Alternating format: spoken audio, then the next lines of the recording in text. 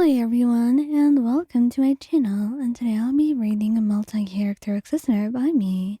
So let's get into it. Lenny. Lenny already had someone with cat ears in the family, so it's not super weird. So maybe it was only weird due to them being a sudden problem or a sudden occurrence. They were not really a problem, but they seemed to be more so for you, and he had no idea why that is, but that is not really the true thing that he was wondering about at this moment. He had many things to wonder about, and why those cat ears existed was not exactly on top of his own priorities or the most of his worries. He was mostly worried about your reaction. And that's why he knew that when you woke up, you would be screaming, and he was very correct. Lenny, did you see what happened to me? Did you just do some magic or something? Can't you make it go away? Um, I have right to inform you that I really didn't do anything. I woke up and saw your ears like that. So, I guess you're stuck? I'm not stuck like this.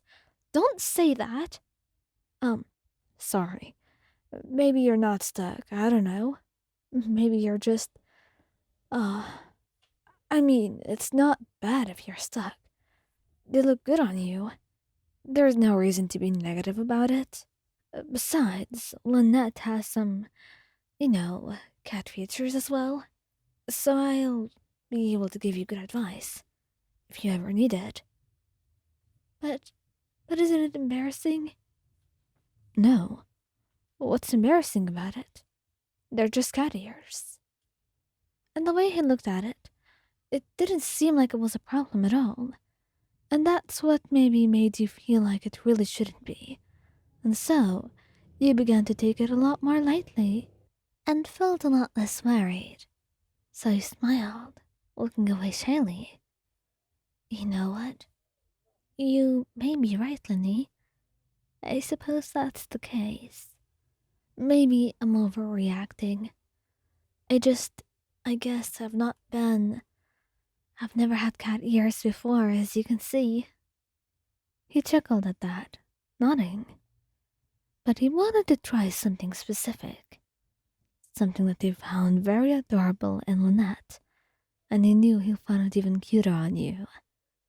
He scratched the back of your ears, and he was not disappointed, as you purred loudly, and then you looked at him in pure surprise, blushing brightly. Hey, honey, stop doing that, you said, moving away, and he laughed. Come on, it's not embarrassing, it's natural. You will purr a lot, especially if I'm the one making you happy and comfortable. Besides, I'd like to hear that more. I'm sure you wouldn't want to keep me waiting. You pout, but you also can't help but feel satisfied with the way he scratches your ears. So as embarrassed as you were, you also wanted it. You wanted him to do that. So maybe you had to build tolerance for that. Just not to get so easily embarrassed. And maybe then, just maybe, it would be a lot easier on you, since you always got so shy so easily.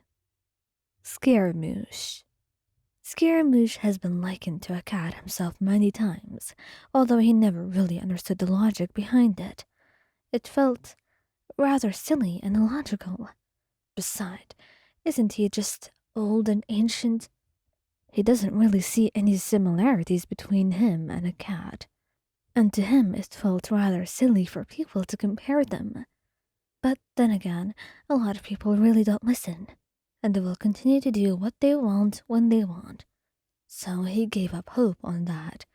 There is nothing that he can fix. But what he can do is, maybe, try to enjoy life with you. But it seemed even then, cats will haunt him. Because right now, when he woke up and you had cat ears, he was utterly stunned.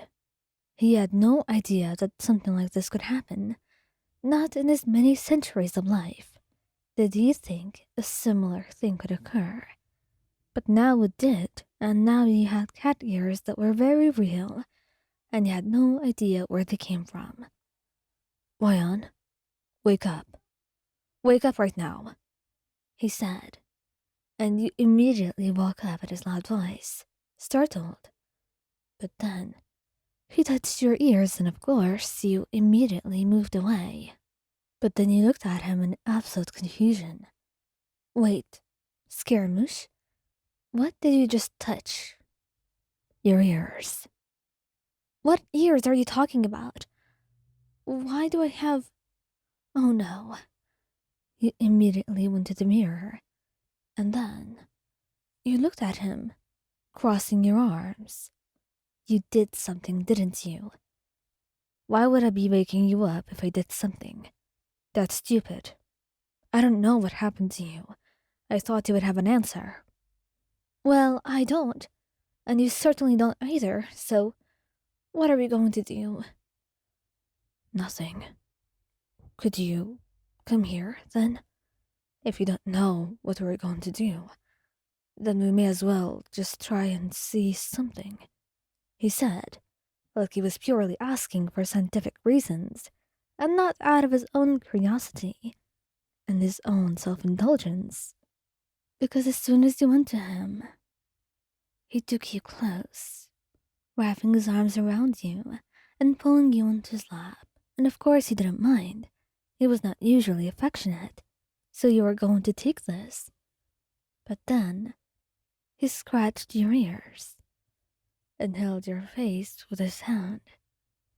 How do you feel? You closed your eyes, letting out a soft sigh, and letting out a soft purr, blushing. It's good, Scara. Could you please keep going? You asked quietly. You felt a little bit sleepy and a very weird feeling, really. You had no idea how to describe it. But your eyes were closing under his touch, and you could not resist. So, as you continued, he felt a little bit of satisfaction in him. He loved cats, although he would never admit it. And although he found them such strange creatures, he liked the way they purred. So now having you and you being able to purr, it was truly something miraculous. And also, he certainly can't find a solution, and he's not going to try and find any. Not if he likes this situation that you're in.